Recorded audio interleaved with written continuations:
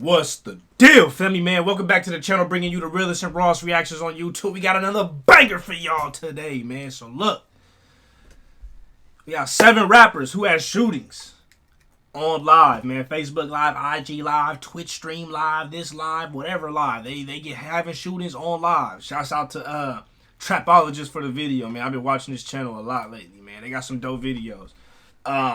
We gonna check this one out, man. I got a few that I think might be in here, but I ain't even gonna say it. We just gonna see if they are, man. If you guys like videos like this, hit that like button, subscribe, get at me in the comments some more videos to react to, man. These are rappers who almost died on live. Starting with famous rapper Duke Deuce, who was from Memphis, Tennessee. Because back in September of 2021, Duke was posted in the hood and went live on Facebook, chopping it up with his fans like he always does until things went left. Because at one point, Duke was on live telling the people who live in Pepper Tree Apartments that they should come outside and mess with him since he's not bougie. But before he could finish his sentence, shots started going off in the background. Come outside and with me, Pepper Tree. We ain't on none of that bougie, none of that Hollywood shit. And as the shots got louder, Duke turned to run away with the camera still in his hand. But at some point, the shot stopped and the live stream ended. And at first, no one knew if Duke had got hit up. But a few hours after the incident, he posted a video on social media letting everyone know that he was all good and didn't get hit. And in the same video, he told them to step their game up. Better step it up. Come on, bro. All year. And some believe it happened because he was in the ops territory. Because after the situation, some of Duke Deuce. Yo, man. I don't know what changed. I don't know what changed, bro, or when did this become a thing, but people going on live, whether it's just regular dudes, whether it's rappers, it doesn't really matter. Just people going on live, almost getting damn near killed, and then going back on the internet or on live or IG story, whatever it is, and then saying, hey, shoot at me better. Get me, get me next time. Like, niggas will do that. Like, niggas will do that, bro. Like, you know how with like the whole Tupac shit is like niggas speak they shit into existence. You know what I mean? That's kind of like one of the first people you could think of probably that did that. And then since then, rappers just more and more often just speaking their own deaths into existence. And it's because they asking for it. You know what I mean? When you asking, you shall receive, bro. That's why rappers be getting dropped like flies, nigga. Damn, I be like, shit. Nigga, my homie is a producer for North Cal rappers. I be telling him, like, nigga, you know, that nigga probably gonna die in about a year. And then a year later, the nigga die. Shit is crazy, bro. Niggas be asking for it, though. Deuce's ops were on social media laughing and taunting him because of the situation. So next time he might want to be more careful when he go live. But Duke Deuce isn't the only rapper from Memphis who's been shot at on live. Because Memphis rapper PSO Emmett's situation was even crazier. PSO Emmett was a 16-year-old rapper making waves in the city with songs like Sliding and Don't Feel 'Em. He gained a local buzz and racked up hundreds of thousands of views on his YouTube videos. But before Emmett could make it big as a rapper, he was gunned down while attending his friend's funeral. Because on Saturday, October 23rd, Emmett was at a funeral for his friend, Jamarco Smith, another teen from Memphis who had died. And on the way to the funeral, PSO Emmett's cousin, PSO Day started a live stream showing them walking in a group down the road to the church where the funeral was being held. And toward the end of the live, Day taunted the ops, telling them how they ain't on nothing and never did anything to them. Good. I've been out. Alright, so I'm from LA. I feel like I gotta say this every video I react to. Being from LA, like back in like the 90s and shit like that, even early 2000s maybe, like people getting shot at funerals is like a thing. You know what I'm saying? Like, oh, it's a funeral, boom. At the funeral, niggas just shoot, boom. You know what I mean? Oh, at the cemetery, niggas are shooting, boom, they pulling up, you know, because they know when the funeral is gonna happen or where it's gonna be at, or the church, you know, different gangs in different areas. They got the main church that they go to every time something happens. You know what I mean? So niggas know not to be telling people when their funeral is. Try to have, you know, you trying to be low key with the funerals because you don't want somebody shooting up a funeral, bro. That shit is that's fucked up. It's messed up. Somebody shooting up a funeral.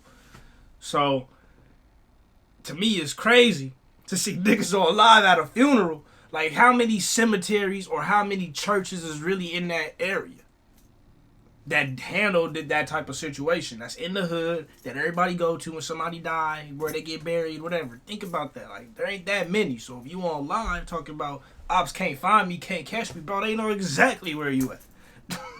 What do you mean?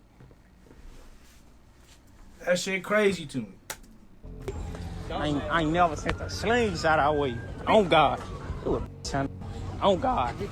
And not long after the live, a group of men pulled up in a black Jeep and started letting off shots, hitting Emmett and his cousin Day Day before fleeing the scene. His cousin Day Day was rushed to the hospital, but Emmett died on the scene. And even though PSO Emmett was known for showing guns in his videos and rapping about the streets, his mother told the media that he was just a normal kid who worked at Wendy's, went to school, and worked on his music. And according to those who know him, Emmett was a good kid, and the image he portrayed in his music videos was not the life he lived. A baby, 16, full of life. He enjoyed himself. The best kid you ever want to be around, full of everything you want to see. But in the end, he still suffered the consequences of living that lifestyle due to his cousin going live and dropping their location.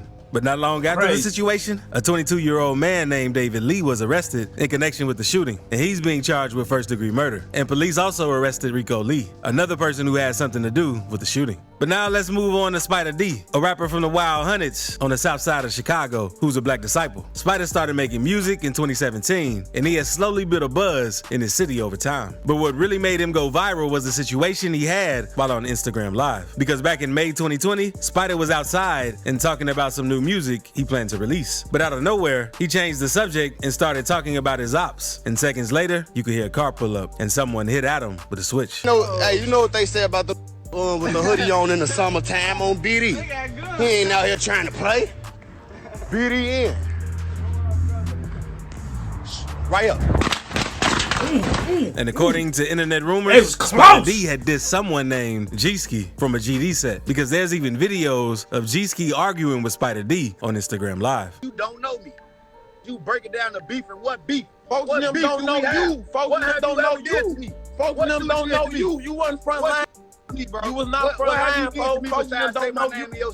And thankfully, niggas is on camera screaming at each other in front of 90 people. Just Spider wasn't hit in this shooting, but later this year, he finally spoke on a situation during that live in an interview on YouTube and said that that was weak and he used to stuff like that. Was that the last day you hung out there? Did you go back out there after that video? Because that would have scared my life, Spider. Yeah, hell yeah, I went back out there. Yeah, for sure. That was the weakest. That was some, out of what I done been through in my life, that was one recorded as one of the weakest. And although Spider didn't get hit, this next rapper did. Because on February 12th this year, Kodak Black was in LA with Gunna attending Justin Bieber's Super Bowl party. But when leaving the party, a fight broke out. And Kodak instantly jumped into the fight, attacking someone on the ground. But seconds later, a masked man in the background pulled out a gun and shot in Kodak's direction. And it's still unknown who the target was in this situation, because Kodak only got hit in his leg and none of his wounds were too serious. And a few days after this incident took place, Kodak gave more details on it in an interview with The Breakfast Club. And thankfully, that didn't cause Kodak too much trouble. How you feeling? How you feeling? How's your leg, first of all? I'm alright. It's about nothing. Now, the incident that happened, was it something that was long lasting, or was it just one of those things with one of your peoples, they say got into an argument, you was helping one of your peoples out? I'm like on spot, latch on. That's it. It wasn't nothing like, oh, nobody was like after us, so we was after them. But I can't say the same for this next rapper, since he got caught lacking by ops while chilling on live with his friend. Indian Red Boy is a rapper and Bro, I was following this whole situation when it happened, bro. This shit crazy, dog. Niggas is always watching, bro.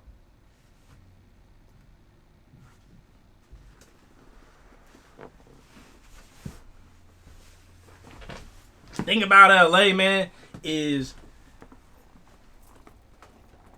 I feel like in other places, like especially in the South and shit, when you in the hood more so, like, you know what I mean? The shit be so segregated. But in LA, anybody could be anywhere. You could have a nigga with the shit at the fucking Justin Bieber party. That nigga live in South Central though, but he in Malibu tonight at the Justin Bieber party. Niggas pulling up on Pop Smoke in Hollywood Hills. Like, anybody could really be anywhere, man. This shit crazy. Gang member from California associated with the Inglewood Bloods, who's known for beefing with the Rolling 60 Crips, because a member from the Inglewood Bloods even defaced Nipsey Hussle's mural and tagged his name over his name to let them know who did it. Nipsey's people didn't take this too well, so they made a video telling the Bloods if they don't punish this guy named Capone who did that, they're gonna take things into their own hands. And you gonna come over here and put this baby Capone? Alright, I bet you gonna change your name today. I bet you that. Y'all need to beat that right now before the homies mount up and come do some dumb to y'all. And not long after that video, Indian Red Boy got into the situation and defended Capone and went on to diss the Rolling 60s. But not long after all of this, Indian Red Boy was chilling in his car laughing with Capone on Instagram Live. But out of nowhere, you could hear shots going off in the background. Red Boy is then seen gasping for air. So Capone asked him for the location he was at, but Red Boy could barely make out the words Hawthorne before passing away. Jeff and Susie, we're off of Chandran Avenue in the city of Hawthorne, and you can see Hawthorne PD. They are wrapping up their investigation. They're still taking some photographs. The male in his 20s that was shot and killed inside this car. There are a lot of bullet holes inside that windshield. We zoomed in earlier. And since the defacing of Nipsey's mural brought a lot of attention to the two of them, so many people assume that this incident was their way of getting payback. But some say that's not true, since you have other people saying that he was shot over since he had switched on his gang, because Red Boy wasn't always a member of the Inglewood Bloods. He used to rep Hollywood Pyru from Compton, but he left his gang on bad terms, and his own people took him out. And his brother said 3 men and a girl had set him up, and he promised that he would get revenge for Indian Red Boy. And subscribe quickly before we move on, since I'm giving $100 to one person who subscribes. Definitely can't be hood hopping, man. Can't do that. Bugatti Casino is a rapper from Fort Worth, Texas, who had always been involved with the streets because he caught a burglary case at just 9 years old. And over the years, he was sent back to juvie 25 times and said he would only be out of the streets for like a week before getting locked up again. And at age 17, he did around 6 years in prison. And once he got out of jail, he started taking music seriously since he wanted to get out of the streets and do something more productive with his life. And although he was trying to change his life, he faced problems because one night, Bugatti was live on Instagram chilling in his car and talking to fans until someone off camera approached Bugatti's car, telling him he needed to move his car since he was in front of his house. What you on, fam? Man, what the on, bro? You hear me? I'm just trying to make sure everything all good. No, safe, fam. You know what I'm saying? I'm waiting on somebody. You know what I'm saying? You started talking to me about some other man. And eventually, they started arguing, and things got so bad that the guy tried robbing him.